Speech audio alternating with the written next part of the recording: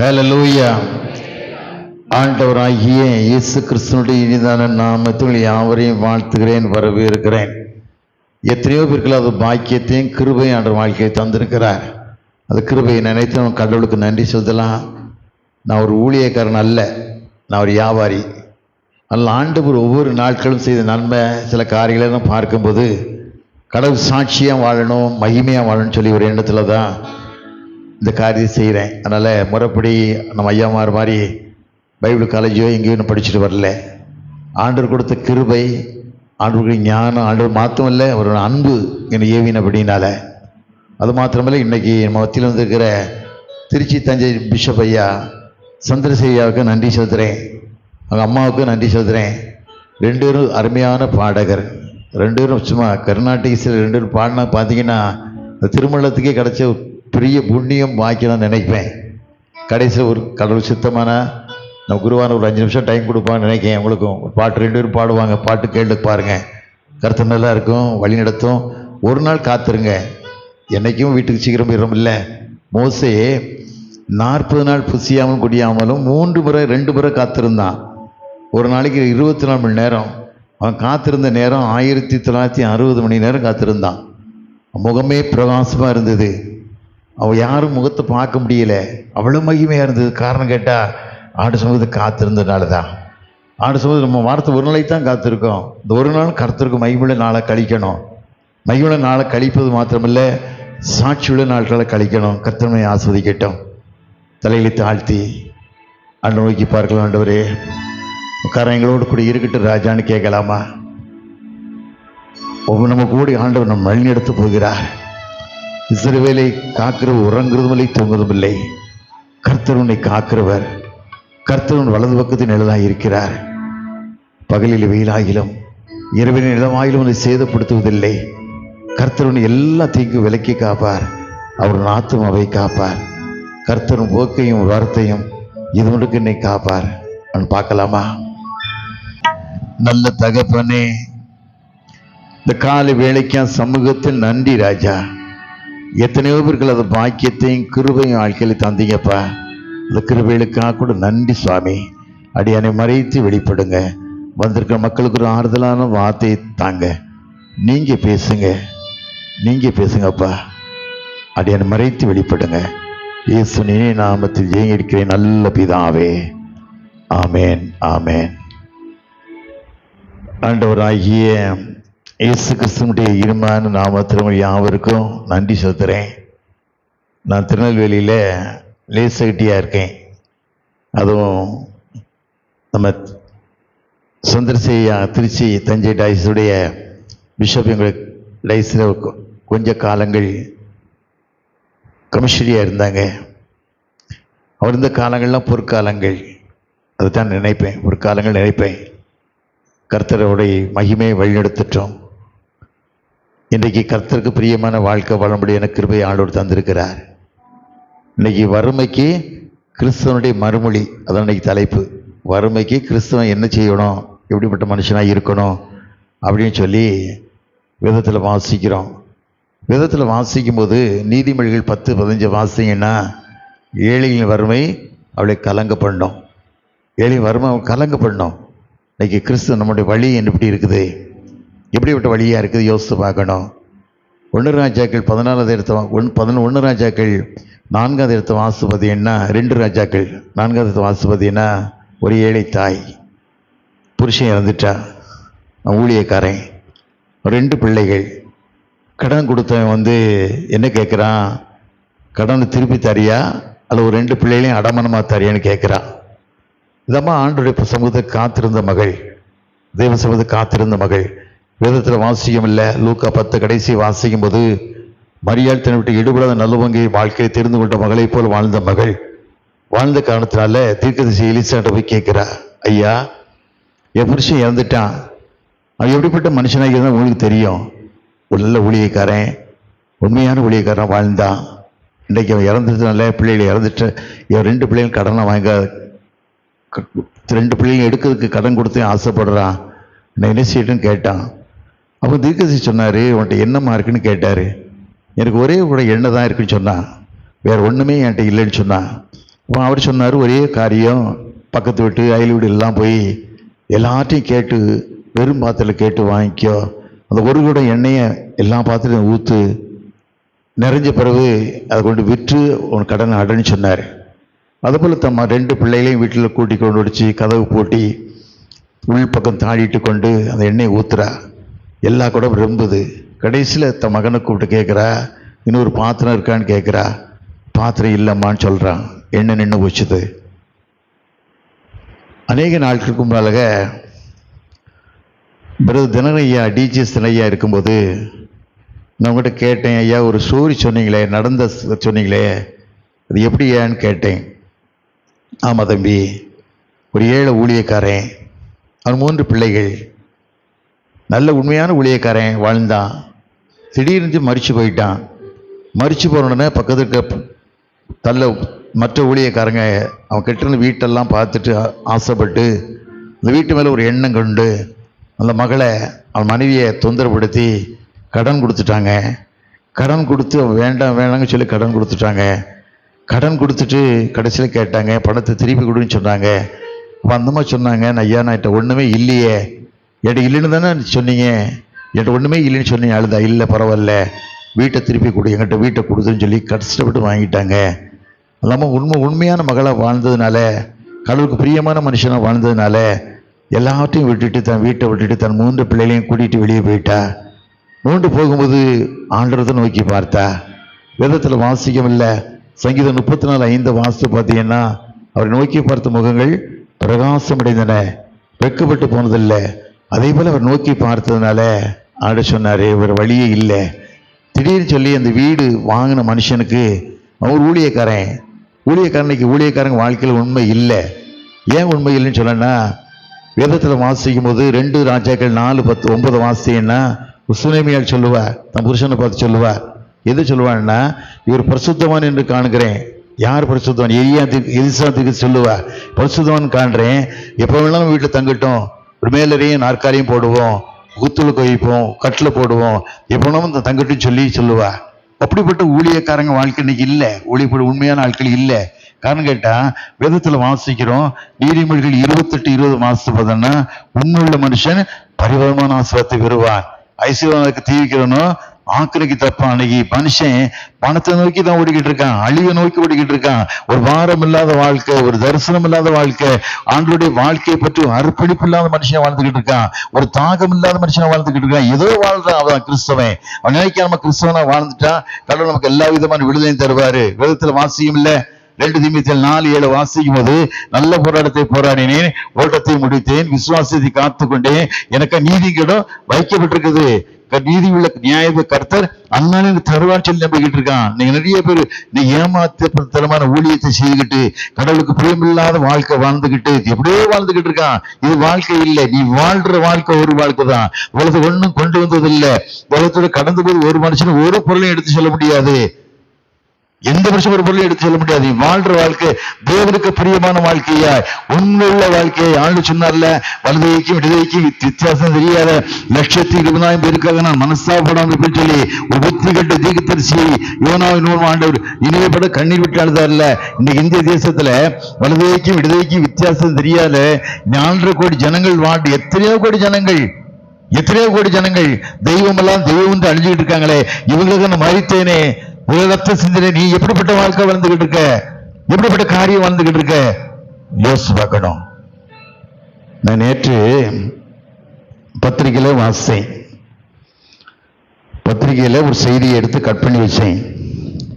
ஒரு மிஷினரி, ஒரு மனுஷன் மிஷினரி தந்தி பேப்பர்ல வந்திருக்குது, முன்னாள் பேப்பர்ல, இளம்பெண்ணை அடித்து கொண்டு சூட்கேஸில் அடித்து வீச்சு, இளம்பெண்ணை அடித்து கொண்டுட்டு சூட்கேஸை வச்சு வீசிட்டான் ஒரு மனுஷன்.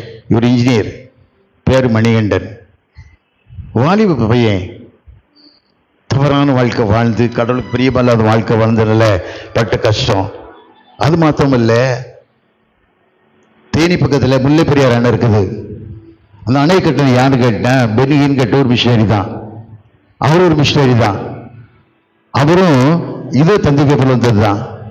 அவர் என்ன செய்திருக்காருன்னா, 1878 மாவட்டத்தில் ஆங்கிலேயர் ஆட்சி செய்த காலத்தில்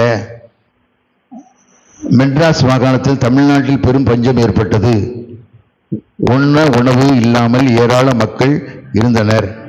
பருவமழை இல்லாதனால் தேனி, திண்டுக்கல், மதுரை, சிவகங்கை, ராமநாதபுரம் ஆகிய 5 மாவட்டங்கள் கடுமையாக பாதிக்கப்பட்டன.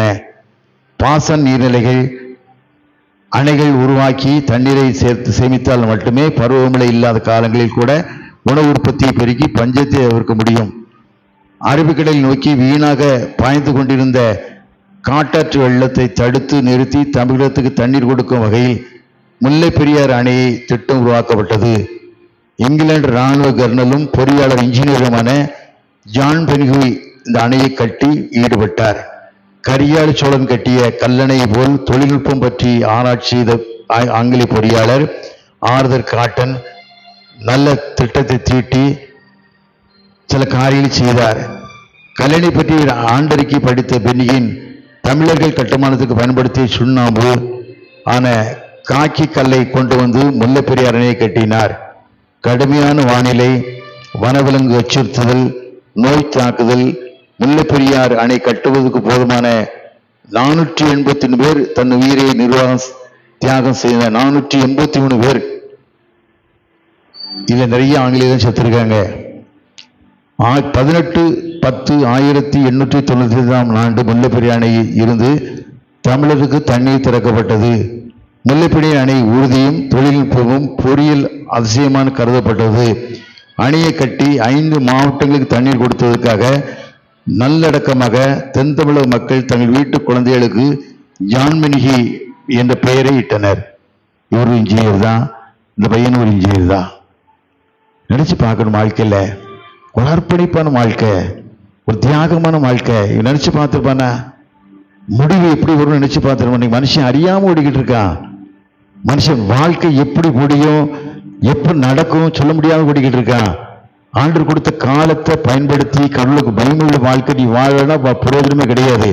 நீ கிறிஸ்தவனா இருக்கலாம், நீ கிறிஸ்தவங்க 95% பரலத்துக்கு போக முடியாது. காரணம் கேட்ட உண்மை இல்லை. ஏதோ ஒரு காரணம். கிறிஸ்தவம் பேர் வச்சுட்டா, சாமியல் பேர் வச்சா வந்துருவாங்க, ஆபிரகாம் பேர் வச்சா வந்துருவாங்க, பரலத்துக்கு போவான்னு வாழ்ந்துக்கிட்டே ஒழிய அவங்களுக்கு பேருக்கு சம்பந்தமே இல்லை. நீ வாழ்ற வாழ்க்கை ஒரு வாழ்க்கை தான். இந்த உலகத்தில் ஒன்றும் கொண்டு வந்ததில்லை, கொண்டு வைப்பதில்லை. மரணம் எப்போ வரும், எப்படி சம்பவிக்கும் சொல்ல முடியாது. எப்போ ஹார்ட் அட்டாக் வரும், எப்போ மனுஷன் செத்து போறான்னு சொல்ல முடியாது. அப்படிப்பட்ட வாழ்க்கை வாழ்றலாம். இந்த 24ஆம் ஆண்டு 23 கடைசியில டிசம்பர்ல ஐயா பிஷப் ஐயா வந்திருக்காங்க. தரங்கம்பாடியில ஒரு ஆலயம் கட்டப்பட்டது இக்குடும்பத்தின் சார்பாக. ஐயா சொல்லி சில காரியங்கள் செய்தோம். இந்த மிஷனரி பார்த்தீங்கன்னா 338 ஆண்டுகளுக்கு முன்பாக 68 பேரோட டிராவல் பண்ணார். 68 பேரோட 220 நாள் டிராவல் பண்ணி வந்தார் போட்டில். வரும்போது 30 பேர் செத்துட்டாங்களாம். 30 பேர் செத்துட்டாங்களாம். அப்படி தூக்கி கடலில் போட்டாங்க. வேற வழி இல்லை, பருவத்தில் அவங்களை பார்த்துக்கலாம் நம்பிக்கையில். மீண்டும் அவங்க இறங்க உடனே அந்த ராஜா உள்ள விடலை. அந்த மணல் கடுமையான வெப்பமான மணல். அந்த மணலில் எத்தனையோ நாட்கள் முழங்கால் நின்றுருக்காங்க. முழங்கால் நின்று கடைசி அந்த ராஜா ஜெயிலில் போட்டான். மறுபடியும் இறக்கப்பட்டு வெளியே விட்டுருக்கான். இடம் கிடையாது, தங்க இடம் கிடையாது. மீண்டும் 228 நாள் டிராவல் பண்ணி போய் ஊருக்கு போய் சொத்தெல்லாம் விற்றுட்டு, வீட்டெல்லாம் விற்றுட்டு வந்து இடம் வாங்கி ஸ்கூல் கட்டி தரங்கம்பாடியில் உட்கார்ந்தார். இன்னைக்கு அவரையும் வரலாமல் இருப்பான இன்னைக்கு பைபிள் மட்டும் இல்லை. இப்படிலாம் தியாகமாக வாழ்ந்தாங்க. தியாகம் வாழ்ந்து தங்களை அர்ப்பணித்து கடவுளுக்கு மகிமுள்ள வாழ்க்கை வாழ்ந்து இன்னைக்கு மனுஷன் ஏமாற்றுக்காரன் வாழ்ந்துக்கிட்டு இருக்கா. ஏமாற்று காலங்கள் நிற்காது. பொய் புரட்டும் 8 நாளைக்கு சொல்லுவாங்க. அது மாத்திரமே எந்த பொய்யும் புரட்டும் எவ்வளோ ஓடாது. கடவுளுடைய கண்கள் விட்டு எவனும் தப்ப முடியாது. ஆண்டவர் பட்சிக்கிற அக்னி யாரையும் சும்மா விட மாட்டார். காரணம் கேட்டால் அவர் ரத்தம் சீன் சம்பாதிச்சு திரிச்சவ சொந்த ரத்தத்தையே சிந்தினாரு. அது மாத்திரமல்ல, அவர் வாழ்ந்த வாழ்க்கை எப்படிப்பட்ட வாழ்க்கை, ஆண்டவருடைய வாழ்க்கை. நிறைய பேர் வாழ்ந்துக்கிட்டு இருக்காங்க தவறான வாழ்க்கை, கடவுள் பிரியமில்லாத வாழ்க்கை. இந்த பத்திரிகை படித்தோன்னே எனக்கு ரொம்ப வேதனையாக இருந்தது. தம்பி பேர் மணிகண்டன், அவன் இன்ஜினியர் தான். மகிமையாக வாழ்ந்திருக்கலாம், சாட்சியாக வாழ்ந்திருக்கலாம். அது மாத்திரம் அந்த பொண்ணை அவன் கொலை பண்ணி தலையிலேருந்து மூளையை எடுத்து ஆம்லேட் போட்டு விரட்டி சாப்பிட்ருக்கான். இவ்வளோ கொடூரமான மனுஷனாக வாழ்ந்துக்கிட்டு இருக்கான் பாருங்க. இந்த பெண்ணிக்கு மிஷினரியை பாருங்க, தன்னை தியாக பலியாக ஒப்பு கொடுத்தாரு, தன் சொந்த வீட்டையே விற்றாரு, எல்லா காரியத்தையும் விற்று வாழ்ந்தாரு. நீ மிஷினரி வரலன்னு சொன்னால் மட்டும் ஒரு அடி நிலம் கிடையாது. நீ மிஷினரி வராமல் இருந்திருப்பாங்கன்னா இங்கே ஒரு அடி நிலம் கிடையாது. ஒரு அடி நிலம் வாங்கி கொடுக்க முடியலை. இன்னைக்கு பாருங்க, இந்த ஆலயத்தை கட்ட முடியலை. எத்தனை பிரச்சனை, எத்தனை வேதனை, எவ்வளோ மகிமை. சாலமோன் ராஜா காலத்தில் தாவீது எப்படி கட்டினா பார்த்தீங்களா? 1 நாளாம் 22:14 வாசித்து பார்த்தீங்கன்னா சொல்லுவான், என்னுடைய ஆலயத்துக்காக 1,00,000 தாளந்து பொண்ணை சேகரித்தேங்கம்மா, 10,00,000 தாளந்து வெள்ளி சேகரித்தேம்மா, எண்ணிக்கை கடங்காத வெண்கலத்தை சேகரித்தேம்மா. அது மாத்திரமல்ல, ஒரு தாளந்து நம்ம இந்திய மதிப்புக்கு 13 கோடி சில்லற. இந்திய மதிப்புக்கு 13 கோடி சில்லறையா. 1,00,000 தாளந்து பொண்ணை சேகரித்தானா எத்தனை லாரி, எத்தனை கண்டெய்னர் பணம் சேகரித்திருப்பான். அப்படிதான் ஆலயம் கேட்டான். இன்னைக்கு நம்ம சீரான ஆலயம் இல்லை. இன்னைக்கு இவ்வளவு மக்கள் தங்கக்கூடிய அளவுக்கு வசதி இல்லை. காரணம் கேட்டா நம்முடைய திருச்சபை சரியான அஸ்திவாரங்கள் இல்லாம அரசியல் பண்ணிக்கிட்டு திருச்சபை கூறு போட்டுக்கிட்டு வாழ்ந்துகிட்டு இருக்கான மனுஷன் ஒரு பாரமுள்ள மனுஷன் இல்ல. வேதத்துல வாசிக்கம் இல்ல. எஸ்ஐக்கில் 22:30 வாசித்து பார்த்தீங்கன்னா, நான் தேசத்தை அழிக்காதபடிக்கு திறப்பில் இருக்கவும் சோறை அடைக்கிறதுக்கு மனுஷனை தேடினேன், ஒருவனையும் காணான்னு சொன்னாரு. திறப்பில் இருக்கக்கூடிய மக்களை ஆண்டவர் தேடி கேட்டிருக்காரு. நம்ம வாழ்றோமா? அப்படி வாழ்ற வாழ்க்கைமா? நாளையும் மகிமை கட்டப்பட்டு நாளையும் மகிமை விளங்கினா எவ்வளவு பேருக்கு விசுவாசம், எவ்வளவு பேர் நம்பிக்கை, ஆண்டு எவ்வளவுப்பட்ட மகிமை நீ வாழுங்க. ஆண்டவர் சொன்னாரு, நீ மகிமையா வாழும்போது தேவனுக்கு மகிமையுள்ள வாழ்க்கை வாழணும். ஆண்டவர் அதைத்தான் விரும்புகிறார். 1968ஆம் ஆண்டு சென்னைக்கு வந்தேன். 56 ஆண்டுகள் முடிஞ்சு போச்சு. நான் சென்னைக்கு வந்து 56 ஆண்டுகளுக்கு மேல முடிஞ்சு போச்சு. உடம்பு ஒண்ணுமே கிடையாது, என்கிட்ட செருப்பு கிடையாது, பேண்ட் கிடையாது, ஒரு சின்ன டவுசரோட தான். எல்லாத்தையும் இழந்துதான் சென்னைக்கு வந்தேன். ஆனால் ஆண்டவர் வார்த்தை கொடுத்தாரு தெரியுமா? வேதத்தில் வாசி பார்த்தீங்கன்னா, அதிகாரம் 28:15 வாசி பார்த்தீங்கன்னா, யாக்கோபு ஏசா மூலமா குடும்பத்தில் பிரச்சனை. ரெபெக்காள் சொல்றா ஈசா கிட்ட, என் மகன் ஏசாவை போல இவனுங்க திருமணம் பண்ணா இவளுந்து வாழ்க்கை லாபம் இல்லை, என் அண்ணன் வீட்டுக்கு போட்டுன்னு சொல்லி லாபான் வீட்டுக்கு அனுப்புற. கிட்டத்தட்ட 160 கிலோமீட்டர் நடந்து போனவன், அவன் ஒரு 170 கிலோமீட்டர் நடந்து போனவன். ஒன்றும் கிடையாது, ஒரு கம்பு தான் வச்சிருக்கான், வேற ஒண்ணுமே கிடையாது. கஷ்டத்தோட போறான். ஆனா எவ்வளவு பாடுகள் இருக்கு. ஆனா ஆண்டவர் ஒரு வார்த்தை சொன்னார் பத்தியில 28:15 வார்த்தைனா, நான் உன்னோட கூட இருந்து நீ போகிடமெல்லாம் உன்னை காத்து தேசத்துக்கு நான் உன்னை திரும்பி வர பண்ணுவேங்காரு. அவனோட கூட போகலாம் காத்து தேச திரும்பி வர பண்ணுவேங்காரு. ஆனா அந்த வார்த்தையை யாக்கோ பிடிச்சிட்டான்ல. இப்படி சொல்றான், அதே அதிகாரி 20 சொல்றான், ஆண்டவரே நீ என்னோட கூட இருந்து நான் போகிடமெல்லாம் என்னை காத்து என் தகப்பன் தேசம் திரும்பி வர பண்ணுவானா, என் சம்பாத்தியம் தசமத்தை கொடுப்பேங்க, என் சம்பாத்தியம் தசமத்தை கொடுப்பேங்க. கொடுத்தது மாத்திரமல்ல, அவன் ஒரு வார்த்தை சொல்றான் முதல்ல, அதிகாரம் 32:10 வாசி பார்த்தீங்கன்னா அவன் சொல்லுவான், அந்த கோலும் தடியுமாய் தேவர்தானே கடந்து போனேன். இவ்வளவு 2 விதமான பரிவாரத்தை ஆசிரியச்சுன்னு சொல்லி ஆண்டு சொல்ற சாட்சி சொல்றான்ல. அப்படிப்பட்ட வாழ்க்கை தான் வாழ்ந்தேன். இதுங்க 4 பிரதேசம். நாங்க இன்னைக்கு குடும்பம் ஒரே கூட்ட குடும்பம் தான். சகோதரர் ஒருமித்த வாசம் பண்ணி எத்தனை இன்பமும் ஆச்சரியமும் வேதத்துல வாசிக்கிறோம். வீட்டுல ஒரே கிச்சன் தான், 150 பேர்கிட்ட மேல சாப்பிடுறோம். வீட்டுல இன்னைக்கு சாப்பிட்டுக்கிட்டு இருக்கோம். உலகத்தை ஒண்ணு கொண்டு வந்தது இல்லை, பொங்கல் ஒண்ணு கொண்டு போறது இல்லை. வாழ்ற வாழ்க்கை ஒரு வாழ்க்கை தானே. ஆனா ஆண்டவர் சொல்ல வார்த்தை என்னைக்கும் பொய் இருக்காது. நீ கடலுக்கு மகிமையை வாழும்போது யாரும் ஆண்டுட்டு ஏமாத்திட்டு போக முடியாது. சில பேர் நினைக்கிறாங்க கடவுள் தூரத்துல இங்க நம்மளை பார்க்க வர நினைக்காங்க. அவருடைய கண்கள் உலகமும் சுத்திக்கிட்டு இருக்குது. கண்கள் அவர் பட்சிக்கிற அக்னி சாதாரணமான இல்லை. தாவீது ஆண்டா, தாவீது சாலமன் வாழ்ந்தான். சாலமன்ட்ட தாவீது சொன்னா, நீ அவரை தேடினா தென்படுவாரு, நீ விட்டுட்டேன்னா விட்டுருவாருன்னு சொன்னா. அது மாதிரி கடைசி காலத்துல உலக சிற்றின்மைகளுக்காக போய் அலைஞ்சி நாசம் பண்ணி சொல்லி கொத்தகத்துக்கு எடுத்துட்டான். அவருக்கு பிறகு மகன் ரெகோபயாம் வந்தான். ரெகவம் 17 வருஷம் ஆட்சி நடத்தினான். 17 வருஷம். பொல்லாத காரியத்தில் ஆண்டவர் கோபம், பயங்கரமான கோபம். யெரொபெயாம் ஒரு மனுஷனை தேர்ந்தெடுத்தார். ஒரு சாதாரண கோத்திரத்துக்கு ஒரு விதவையின் மகன் கோத்திரத்து மகிமை நீ வாழ்வியான்னு கேட்டாரு. வாழ்வேன்னு சொன்னா. அகிலா எங்க தீர்க்கதரிசி மூலமா சால்வியை எடுத்து 12 துண்டா கிழிச்சு 10 துண்டை கையில கொடுக்குறான். கொடுத்து வாழுங்க. அவன் தவறா போயிருந்தான். ஆனா ஆண்டவருக்கு ரொம்ப வேதனை, ரொம்ப வேதனை. கடைசியில யெரொபெயாமோட மகன் அபியா மனுஷன் நோய் வாய்ப்பட்டு சாக போறான். சாக போகும்போது யெரொபெயாம் தன் மனைவிட்ட சொல்றா, நான் ராஜாவேன்னு சொன்ன ஒரு தீர்க்கதரிசி ஆகிய அங்க இருக்கிறான், நீ அவர் போற மகனுக்கு சம்பவிக்க போறது என்ன செய்வான் சொல்லுவான்னு சொல்றான். 1 ராஜாக்கள் 14 வாசி பார்த்து என்ன ரொம்ப தெளிவா இருக்கும். அப்ப நீ வேஷம் மாறி போமா, வேஷம் மாறி போவா. ஆனா ஆண்டவர் தீர்க்கதரிசி சொல்லியிருப்பாரு, ஒரு விசேஷம் கேட்க வர்றா உன்ட்ட, தன் மகன் ஒன்று சுகமாகவானா இல்லையான்னு சொல்லி விசேஷம் கேட்க வருவா. உங்ககிட்ட வரும்போது அந்நியஸ்திரியை அவனை காண்பிப்பா, அந்நியஸ்திரியை காண்பிப்பான்னு சொல்றான்.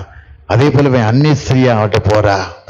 காலடி சத்தத்தை கேட்ட உடனே ஐயா சொல்றான், யூராவின் மனைவியே உள்ளவா, மனைவி உள்ளவா, நீ வந்து உன் மனுஷன் புருஷன் இப்படிலாம் நான் உயர்த்தினேன், ஆனா இப்படிப்பட்ட காரியம் செய்துட்டான், அதான் வீட்டுக்கு போல பிள்ளை செத்து போவான். அவன் ஒரு வார்த்தை சொல்றான், யாரும் ஆண்டு தப்ப முடியாது, நானாலும் சரி யாராலும் சரி, ஒரு காரியத்துக்கு மனுஷன் கணக்கு கொடுத்து தான் தீரணும். ஒருத்தரும் தப்ப முடியாது. கிறிஸ்தவனா இருக்கலாம், யாரா இருக்காலும் அவனுடைய ஜட்ஜ்மெண்ட் நெருங்கிடுச்சு, அந்த வருகையின் காலம் நெருங்கிடுச்சு. வேதத்துல வாசிப்பு பார்த்தீங்கன்னா மத்தேயு 25:19 வாசிப்பு பார்த்தீங்கன்னா, கணக்கு கேட்க எஜமானா ஆண்டு வர போறாரு, கணக்கு கேட்டு எஜமான ஆண்டு வர போறாரு. இந்த வாழ்க்கை நீ வாழ்ற வாழ்க்கை ஒரு வாழ்க்கை உண்மையான வாழ்க்கை இருந்தால் பிள்ளைகள் ஆஸ்வதிக்கப்படும். நிறைய குடும்பத்துக்கு ஏன் சாபம், குடும்பத்துக்கு வந்த மறுபடி வாழ்க்கையும் சரியே இல்லை, உன் மகன் ஏன் சரியில்லை, காரணம் உன் வாழ்க்கை சீரில்லாத வாழ்க்கையா இருக்குது. வேதத்துல வாசிக்கல, நீதிமொழிகள் 16 வாசி பார்த்தீங்கன்னா, ஒரு வழி கர்த்தருக்கு பிரியமா இருந்தால் சத்துருக்களும் இளங்குபடி செய்ய விதத்துல வாசிக்கிறோம். ஒரு வழி கர்த்தருக்கு பிரியமான வழியா இருக்குதா, தேவனோடு சேரக்கூடிய வழியா இருக்குதா, சாட்சியுள்ள வழியா இருக்குதா, மையம் செலுத்தக்கூடிய வழியா இருக்குது. வாழ்க்கையை ஒப்பு கொடுக்கணும், ஆண்டை கேட்கணும். ஆண்டை மன்னிக்கிறதுக்கு ஆண்டு சித்தம் உள்ளவராக இருக்கிறார். ஆண்டு மன்னிக்க சித்தம் உள்ளவராக காரணம் கேட்டா, அவர் உனக்காக தான் மறிச்சாரு, எனக்காக எல்லா காரியம் செய்தாரு. என்ன மன்னித்த தெய்வம் மன்னிக்க மாட்டாரா? சிலுவைக்கு ஒப்புகிற தெய்வம் மன்னிக்க மாட்டாரா? ஏன் இந்த வாழ்க்கை வாழ? இன்னைக்கு நிறைய ஏழைகள் வாழ்க்கையில கஷ்டம். நம்ம ஒரு மறுபடியும் சொல்றது இல்லை. நிறைய வாழ்க்கையில் நிறைய பேர் வாழ்க்கையில ஒரு பதிலும் சொல்றது இல்லை. நீ வாழ்ற வாழ்க்கை தேவனுக்கு பிரியமில்லாத வாழ்க்கை வாழ்ந்த பிரயோஜனமே கிடையாது. வாழ்ற வாழ்க்கை தான் அந்த வாழ்க்கை பாரமுள்ள வாழ்க்கையை, தரிசனமான வாழ்க்கையா ஆண்டோடு வாழக்கூடிய வாழ்க்கையை அப்படிப்பட்ட மக்களை ஆண்டு தேடிக்கொண்டிருக்கிறார். சாட்சியுள்ள வாழ்க்கை மக்கள் தேடிக்கொண்டிருக்கிறார். சாட்சியுள்ள மனுஷன் வாழவே முடியாது. நான் சொன்ன இல்ல, ஏழு தாயிட்ட ஊழியக்காரன் வீட்டை ஏமாத்தி வாங்கிட்ட வீடு வெடிப்பாயிடுச்சு. அது ஒண்ணுமே புரியல. வெடிப்பான உடனே சக நண்பருக்கு ஊழியக்காரர் அவர்கிட்ட போய் சொன்னாரு, அப்பா என் வீட்டை வாங்கிட்டேன், ஒரு அம்மாட்ட வாங்கிட்டேன், உண்மையை சொல்லலை, வாங்கிட்டேன், வீடு வெடிப்பிடிப்பா இருக்கு, எனக்குன்னு தெரியல, வீட்டில் ஒரு நாள் தங்கி ஜெபம் பண்ண போறியான்னு கேட்டாரு. அது மாதிரி வீட்டில் தங்கி ஜெபம் பண்ணும் போது ஆண்டவர் வெளிப்படுத்தினார், ஒரு ஏழை தாயை ஏமாத்திவான வீடு, 3 பிள்ளைகளை நடு ரோட்டில் விட்டுட்டு இந்த தாய் எங்க போயிருப்பா, வாழ்க்கை என்ன ஆயிரு நினைக்கல, ஏமாத்தின வீடு. அதனால ஒரு காரியம் செய்யலாம், அது மனுஷி எங்க இருக்கா தேடி விசாரிச்சு வீட்டுக்குரிய கிரயத்தை நியாயமா கொடுத்து இந்த வீட்டில் வாழ்ந்தா நான் ஆஸ்வதிப்பேன் அடிச்சுட்டாரு. நீ தவறான இந்த வருமானம் ஒரு நாள் நிற்காது, தவறான சம்பாத்தியம் ஒரு நாள் நிற்காது. நீ வாழ்ற வாழ்க்கை உண்மையான வாழ்க்கை வாழணும், சுத்தமான வாழ்க்கை வாழணும். சவுல் உண்மையான வாழ்க்கை வாழல, தனது உண்மையான வாழ்க்கை வாழ்ந்தான், தேவனுக்கு சாட்சியுள்ள வாழ்க்கையை வாழ்ந்தான், மகிமை செலுத்தக்கூடிய வாழ்க்கையை வாழ்ந்தான். ஆனா ஆண்டு சொன்னாரு, தாவீதின் இருதயத்துக்கு ஏற்றவனாய் கண்டேன்னாரு. வேதத்துல வாசிக்கும் போது அப்போஸ்தலர் 13:22 வாசி பார்த்தீங்கன்னா, பின்பு அவரை தள்ளி, யாரை தள்ளி? சவுலை தள்ளி ஈசாயின் குமாரி தாவீதை ராஜாவாக ஏற்படுத்தி என் சித்தமான செய்வான்றது மாத்திரமல்ல, அவனை நீ இருதயத்துக்கு ஏற்றவனாய் கண்டேன் என்று சொன்னாரு. நான் ஒவ்வொரு நாட்களாண்டு கேட்கறது காரியம், ஆண்டவரே உன்னுடைய இருதயத்துக்கு ஏற்ற மனுஷனா வாழ்றேன்னா, உன்னுடைய இருதயத்த மனுஷனா வாழ்றேன்னா, அப்படிப்பட்ட இருதயம் எனக்கு வேணும்னு கேட்கணும், கடவுள்கிட்ட கேட்கணும். நீங்க தேவனுக்கு பிரியமான மனுஷன், நீ வாழ்க்கை வாழுன்னு சொன்னா நீ டிசியா வரலாம், எக்ஸிக்யூட்டிவ் மெம்பரா வரலாம். ஆனா உன் வாழ்க்கை தேவனுக்கு பிரியமான வாழ்க்கையா இருக்கிறதா? தேவனை வாழக்கூடிய வாழ்க்கையா இருக்கிறதா? 1 தீமோத்தேயு 3 வாசி பார்த்தீங்கன்னா, கண்காணி மனுஷன் எப்படிப்பட்ட மனுஷனா இருக்கணும், கிறிஸ்துவ வாழக்கூடிய மனுஷன் எப்படிப்பட்ட மனுஷனா இருக்க, உண்மையுள்ளவனா இருக்கணும், ஒரே மனவுடைய புருஷனா இருக்கணும், குடிக்காம இருக்கணும், வெறிக்காம இருக்கணும், தேவனுக்கு பரிசுத்தமான வாழ்க்கை வாழணும். அப்படிப்பட்ட வாழ்க்கை உள்ள மக்களாண்டு தேடிக்கொண்டிருக்கிறார். அப்படி வாழ்ந்தா தான் வாழ்க்கை ஆசிரியர் வெளியே ஏதோ நான் வாழ்றேன், அந்த வாழ்க்கை இல்லை. கணக்கு கேட்க எஜமான வர போறாரு. எனக்கு நிறைய பாரு. எனக்கு அதே நேரத்து பேப்பர்ல அமெரிக்காவில் ஒரு ஜட்ஜிய ஒரு போலீஸ் நிறைய ஷூட் பண்றான். காட்சியை பார்த்தேன். காட்சியை பார்த்து ரொம்ப, போட்டோ பார்த்து ரொம்ப வேதனை. அந்த ஜட்ஜி துடி துடித்து செத்து போறாரு. உண்மை இல்லை. இங்கிலாந்து தேசம் ஒரு காலத்துல சூரியனே மறையாதான். ஏன் மறையாதுண்டா, உலகம் முழுதும் ஆட்சி பண்ணாங்க. இந்தியாவில் பகல்னா அமெரிக்காவில் இரவா இருக்கும். அவங்க ஆளாத தேசமே இல்லை. காரணம் கேட்டா, முதலாவது மகனை ஊழியத்தை கொடுத்தாங்க, 2வது மகனை இராணுவத்துக்கு கொடுத்தாங்க. என்னைக்கு தரிசனத்தை நாடு இழந்ததோ சீனிதை ஆட்சி போயிடுச்சு. இன்னைக்கு முஸ்லீம் கண்ட்ரியா மாறிட்டு வருது. ஆலைகள்லாம் சினிமா தியேட்டரா மாறுது. ஆலைகள்லாம் கேளிக்கை கூடங்களா மாறுது. மிஷனரி உலகம் முழுதும் அங்கிருந்து வந்தாங்க, இன்னைக்கு இல்லை. காரணம் கேட்டா, மிஷனரி வாழ்க்கையில் உண்மை இல்லை, கிறிஸ்தவ வாழ்க்கையில் உண்மை இல்லை. மனுஷகுமார் பூலோகத்தில் வரும்போது விசுவாசத்தை காண்பார் வாதத்தின்படி விசுவாசம் இல்லாத வாழ்க்கையை வாழ்ந்துகிட்டு இருக்காங்க. அதுக்கு நம்ம ஒப்பு கொடுக்கணும். அன்று கேட்கணும், ஆண்டவரே என் தேசமுக்கு பிரியமான தேசமா மாறணும் பப்பான்னு கேட்கணும். அது மாத்திரமில்ல, பிரியமான மக்களும் அங்கே வாழணும்னு கேட்கணும். நான் வந்தவன் செக்ரட்டரியிட்ட கேட்டேன், ஐயா என்னைக்கு ஆலயம் கட்ட போறேன்னு கேட்டேன். இப்படி சில பிரச்சனைகள் சொன்னாங்க. ரொம்ப வேதனையா இருந்தது. தேவனுடைய வீடு ஆலயமா மாறணும், மாளிகையா மாறணும். அதுக்கெல்லாம் மாறும் நோக்கி பார்க்கணும்.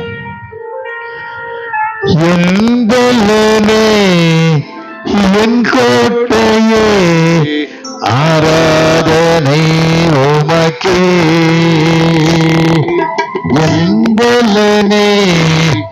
என் கோட்டையே ஆராதனை உமக்கே, மறைவிடவே என் மறைவிடவே ஆராதனை உமக்கே, மறைவிடவே என் மறைவிடவே ஆராதனை உமக்கே, ஆராதனை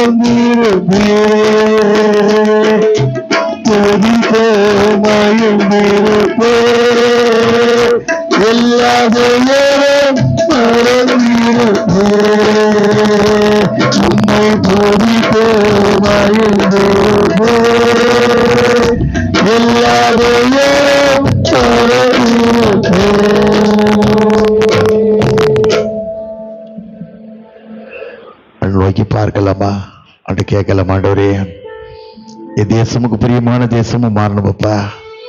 என் வாழ்க்கையும் உண்மையான வாழ்க்கையை மாறணும். ஒரு வாழ்க்கை தான், அந்த ஒரு வாழ்க்கை உண்மையான மக்களை மாறணும் சாமி. மனுஷகுமாரன் பூலோகத்தில் வரும்போது விசுவாசத்தை காண்பவரும் விதத்தில் வாசம் இல்ல. அந்த விசுவாசமான வாழ்க்கைக்கு ஒப்பு கொடுக்கணும் என்று கேட்கணும். யாரும் தேவ சமூகத்தில் தப்பிக்க முடியாது. அவருடைய எங்கள் இருதயத்தின் அந்தங்களை அறிந்திருக்க கர்த்தர் என்னுடைய இருதயங்களை நேசிக்கிற தெய்வம். ஆண்டவர் போல மாற நீ சுற்றி திருந்த நாட்கள் எல்லாம் நன்மை செய்ய சுற்றி திருந்தார்ல ஆண்டவர். வேதத்தில் வாசிக்கும் இல்ல. யோவான் 8:46 வாசிக்கும்போது என்னிட்ட பாவம் உள்ளது யாருனே குற்றப்படுத்த முடியும்னு கேட்ட ஒரே அவதாரம் இயேசு கிறிஸ்து மாத்திரம்தான். அதை மனதிலே வைத்துக் கொண்டு ஆண்டவரே என் வாழ்க்கை உண்மையான வாழ்க்கையை மாற கிருபைதான் என்று கேட்கலாமா? ஜோவல்லமா தலை நோக்கி ஆண்டு நோக்கி பார்க்கலாம். ஒரு கரங்களோடு கூட இருக்கட்டும் ராஜான்னு கேட்கலாமா? நல்ல தகப்பனே, கால வேலைக்கா சமூகத்தின் நன்றி ராஜா. எத்தனையோ பேர்கள் பாக்கியத்தையும் கிருபையும் வாழ்க்கை தந்தீங்கப்பா. என் வாழ்க்கை உங்களுக்கு பிரியமில்லாத வாழ்க்கையா இருக்கிறது வேண்டாம் சாமி. பிரியமானதை செய்ய கிருபை தாங்க, தகுதிப்படுத்தி தாங்கப்பா. குப்பையும் தூசியும் செத்த நாயிலும் கேரும் வாழ்ந்த என்னை உயர்த்தின தெய்வம் மக்களை உயர்த்துங்கப்பா. கிருபையின் கரம் கூட இருக்கட்டும். தடையை நீக்கிறா கலந்து கூட அந்த வார்த்தையின்படி எல்லா தடையும் நீக்கப்பட்டு ஏற்ற காலத்தில் உயர்த்தப்படுக பலத்த கைகள் அடங்கியிருங்கள். அவர்கள் விசாரிக்கிறவானபடியால் கவலையெல்லாம் உயர்த்தி சொல்ல வார்த்தையின்படி எல்லா தடையில் நீக்கப்பட்டு நாளையும் கட்டப்பட்டு ஆசாரிகளை பிரவேசிக்க முடியாத அளவுக்கு தேவ மகிமை இறங்கக்கூடிய ஆலயமாய் இருக்க கிருபை தாங்க, வழி நடத்துங்க. அன்பு போத ஐயா டேவ்சனிக்கா வருகிறப்பா. ஒரு பேராயிரம் கேண்டிடேட் நீங்க தேர்வு செய்திருக்கீங்க, அபிஷேகத்திருக்கீங்கப்பா. ஒரு பேராயிரம் மாற்றித்தாங்க. மாற்றித்தது மாத்திரமில்ல, திருமண்டல பாரத்தை எடுத்து செயல்பட கிருபை தாங்க. நீங்க பொறுப்படுத்திக் கொள்ளுங்க, வழி நடத்துங்க, நீங்கள் ஆஸ்வதிங்க. எங்கள் அன்பு தந்தை பேராய் சந்திரசேகருக்காக அம்மாவுக்கு வருகிறோம். மகனை கூட எல்லா நிலையிலும் வழிநடத்தி காத்துக் கொள்ளுங்க. கமிட்டி அங்கத்தில் ஒவ்வொருவரையும் பாதுகாத்துக் கொள்ளுங்க. இயேசுவின் இனிய நாமத்தில் ஜெயங்கி இருக்கிற நல்ல பிதாவே, ஆமேன், ஆமேன்.